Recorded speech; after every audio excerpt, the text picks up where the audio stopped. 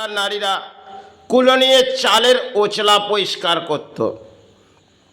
সেটার কুলো আমাদের কাজে লাগে না কেন, চালটা যেটুকুন পাই সেটার মধ্যে কোনো জঞ্জাল থাকে না, এগুলো পরিষ্কার। আজকে আমরা যে কোনো জিনিস পরিষ্কার পেয়ে যাই, তাতে রেশনের হলেও তাতে কাকড় বাকড় কিছুই থাকে না, এই ধরনের আজকে আমরা হয়তো পাই।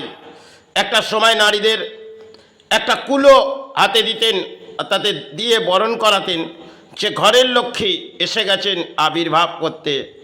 আজকে দেখবেন নারীদের মনের মধ্যে একটা অপবিত্র এসে গেছে, কেন বলি আবড়ে যাচ্ছে।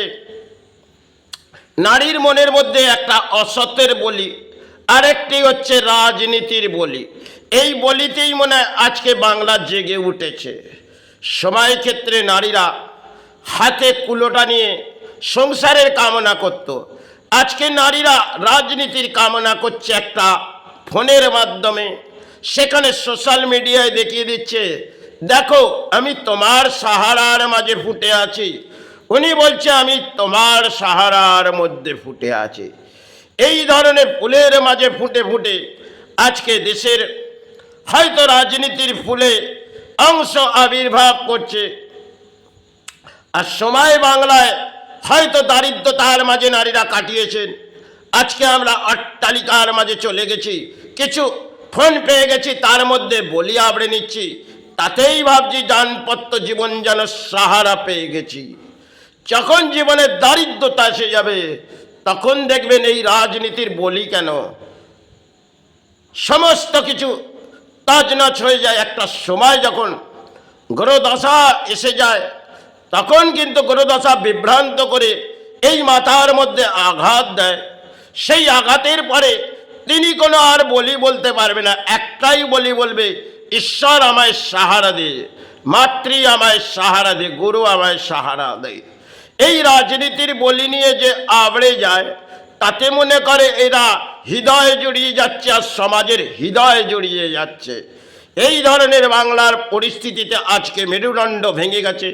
একদিকে যেমন পুরুষ, একদিকে নারী। নারীর মাথায় সিঁদুর সরে গেছে, এসে গেছে একটি প্লাস্টিকের আবির্ভাব, আর পুরুষের মাথায় এসে গেছে একটি তিলক। তা নিয়েই হয়তো ধর্মের মাঝে তারা চলে যাচ্ছে আর কর্মের মাঝেই তারা চলে যাচ্ছে। এই ধরনের বাংলায় একটা লজিক চলছে, একদিকে যেমন রাজনীতির লজিক, আরেকদিকে নেটওয়ার্কের লজিকের মাঝে বহু কিছু ছড়িয়ে দিচ্ছে। এই ধরনের আজকে দেখবে বাংলায় একটা সময় এ সমস্ত জিনিস সেগুলো আজকে পেয়েছি, একটা সময় পাইনি। আর সে সময় হয়তো দারিদ্রতা ছিল আর অট্টালিকা ছিল না এতটা। আজকে আমরা এই অট্টালিকার মাঝে পড়ে কিছু বলি আবড়ে যাচ্ছি, হয়তো কিছু দেখছি মিডিয়া জগতে, তারাও চিৎকার করছে আর আমরাও চিৎকার করব। কিছু নেতা তারা চিৎকার করে যাচ্ছে আমার ভোট ব্যাংকের জন্যে, তাহলে আমরাও তার সাহারার মাঝে ফুটে থাকবো, তাতেই দানপত্য জীবন আবার কেটে যাবে। কেন তারা যদি আমাদের দানপত্য জীবনের দান দেয় তাহলে তো আমাদের পরম সৌভাগ্য এসে যাবে। এ জীবনে যখন তার দারিদ্রতা আসবে মনুষ্য জন্মে, তিনি বুঝবে দারিদ্রতা কি জিনিস। আজকে অট্টালিকায় থেকে হয়তো দারিদ্রতা বোঝা যায় না, কিন্তু যখন কোনো ঝড় বয়ে আসবে তখন এই নেতারা নয়, আপনাকে নিজে নিজেই কামনা করতে হবে। আর তখন কোনো ফোনের মাধ্যমে সাহারা নয়, ঈশ্বর সাহারা দাও, মাতৃ সাহারা দাও, মনে মনে আত্মভিত্তির মাঝেই ডেকে থাকতে হবে, তবেই আপনি সাহারা পাবেন। যে পথেই আপনি ঘুরুন না কেন একটা সময় আপনার বিফল। আজকে দেখবেন বহু কিছু রাজনীতি নিয়ে সফল ভাবছে এই নারীরা, সময় ক্ষেত্রে এগুলো বাংলায় ছিল না। বাংলার নারীরা কিছু হলেও শুভ সকাল হলে একটি দরজা গোড়ায় জল দিতেন, আজকে সেগুলো উঠে গেছে। আর নারীরা দেবী দুর্গার আবির্ভাবে সন্তানদের ছেড়ে দিতেন, সেটাও উঠে গেছে। উঠে গেছে সমস্ত পাঠ, আজকে ভুলি এসেছে রাজনীতির পাঠ।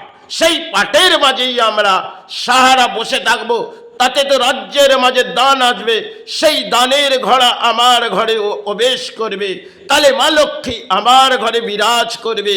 তাতেই তো আমার দানপত্য জীবন সাহারা। এই ধরনের দেখবেন বাংলায় দানপত্র নিয়ে নারীরা চিৎকার করছে, কে কতটা অঙ্কের দান দেবে, তা থেকে আমার দানপত্র জীবন সাহারাবে আর আমার সন্তানের জীবন। পরম সৌভাগ্য আমাদের এসে গেছে বাংলায়। কেন কখনো দেখবেন এই দেবী দুর্গার আবির্ভাবে যাচ্ছি, সেখানে গিয়ে কিছু পুতুল পুজো দেখে নিলাম, একটি এনজয় করে নিলাম, কিছু ডিজে বাজানো দেখে নিলাম, কিছু নাচন কদন করে নিলাম, পুজো পাঠ শেষ হয়ে গেল, আমাদের জীবনে পরম সৌভাগ্য নেমে পড়ল।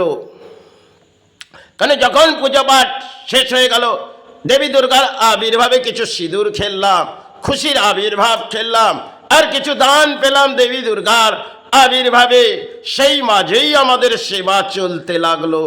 এটাই তো আমার বাংলার পরম সৌভাগ্য এসেছে।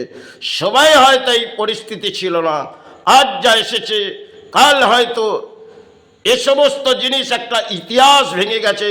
আজকে নতুন কিছু ইতিহাস আমাদের ফোনের মাধ্যমে চলে এসেছে, যেখানে কিছু দেখবেন, যেখানেই কিছু দেখবেন সেখানে নারীরা বলি আবড়ে যাচ্ছে, আর কিছু পুরুষ বলি আবড়ে যাচ্ছে। কারণ রাজনীতিটা একটা জীবন দানপত্র জীবনের সাহারা বসে গেছে, আর ধর্মটা আমাদের কাছ থেকে তলানিতে চলে গেছে। একটা সময় যখন জীবনের দারিদ্রতা এসে যাবে, যখন কোনো ঝড় বয়ে আসবে, সে ঝড় রোকার ক্ষমতা এই নেতাদের নয়, একমাত্র রুখবে তিনি। আবির্ভাব, মহামায়া আবির্ভাব, তিনি হয়তো আপনার দানপত্র জীবনে কিছু রুখতে পারে। কারণ তারা ছাড়া আর কোনো গতি থাকে না। তখন আপনি ধর্মের আশ্রয় নিতে যাবেন, অসতের বলি আবড়ে নিয়ে ধর্মের মাঝে চিৎকার করবেন, তখন আপনাকে ওই ধর্মস্থান থেকে ব্যাখ্যা দেবে সে, দেখো তুমি যা পাপ করেছো তা কলির দণ্ড তোমাকে পেতেই হবে। মাত্র একটাই ব্যাখ্যা করবে, অসৎ বলি বহু আবড়েছ, এবার তোমার লড়াইটা এই জায়গায়, এই জায়গার মাঝেই তোমাকে খেলাবো। কেন তুমি অসতের বলি আবড়েছ দানপত্র জীবনে, তাকে আমি দেখিনি, তাহলে আমি তোমার বাংলার মাঝে প্রবেশ করে আছি আর তোমাকে আমি দণ্ড দেবো।